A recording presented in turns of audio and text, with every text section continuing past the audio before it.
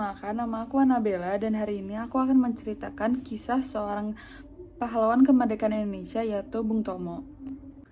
Sutomo atau yang biasa dikenal dengan Bung Tomo lahir di Surabaya, Jawa Timur pada tanggal 3 Oktober 1920.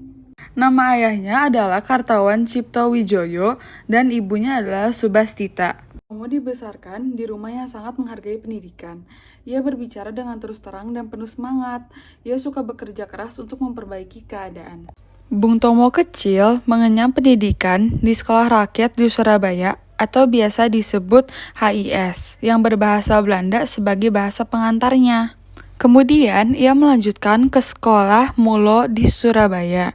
Ia bisa masuk ke sekolah tersebut karena ayahnya seorang polisi pamong praja dan anggota Serikat Islam.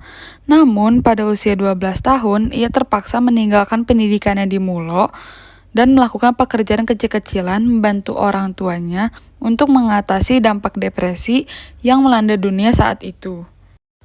Lalu, ia melanjutkan pendidikannya di HBS, yakni sekolah setingkat dengan Mulo ditambah AMS, yang masa pendidikannya selama 5 tahun. Sutomo berhenti di tengah jalan karena faktor pelajarannya yang berat dan kesulitan biaya pendidikan. Meski demikian, ia terus melanjutkan pendidikannya itu secara korespondensi dan tercatat sebagai murid yang dianggap lulus HBS tetapi tidak secara resmi.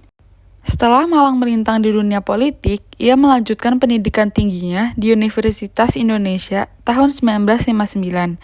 Ia menyusun skripsi cukup lama karena kesulitan bahan dan data.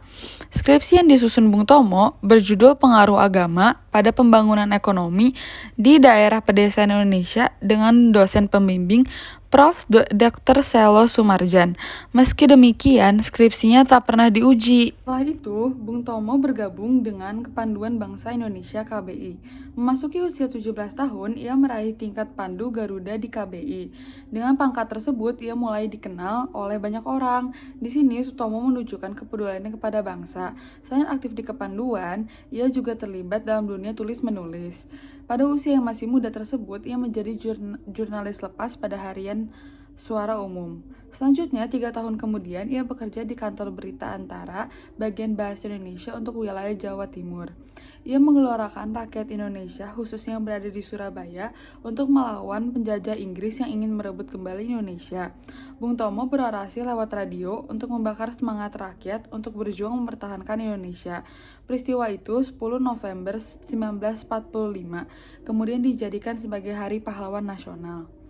Bung Tomo pernah menjadi Menteri Negara Urusan Bekas Pejuang Bersenjata, Menteri Sosial ad interim di era Kabinet Perdana Menteri Burhanuddin Harahap. Bung Tomo juga tercatat sebagai anggota DPR pada tahun 1956 sampai 1959 yang mewakili Partai Rakyat Indonesia.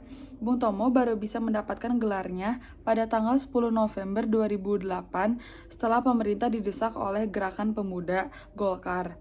7 Oktober 1981, Bung Tomo meninggal dunia di Padang Arafah pada saat menunaikan ibadah haji. Lalu, kontroversi. Pada tahun 1950-an di Surabaya, Bung Tomo berusaha sebagai penolong tukang beca pertama, yakni dengan mendirikan pabrik sabun melalui uang iuran tukang beca untuk pendirian pabrik sabun. Pabrik tersebut didirikan oleh dan untuk tukang beca. Akan tetapi, kelanjutan ide pendirian pabrik sabun tidak berhasil dan tanpa adanya pertanggungjawaban keuangan.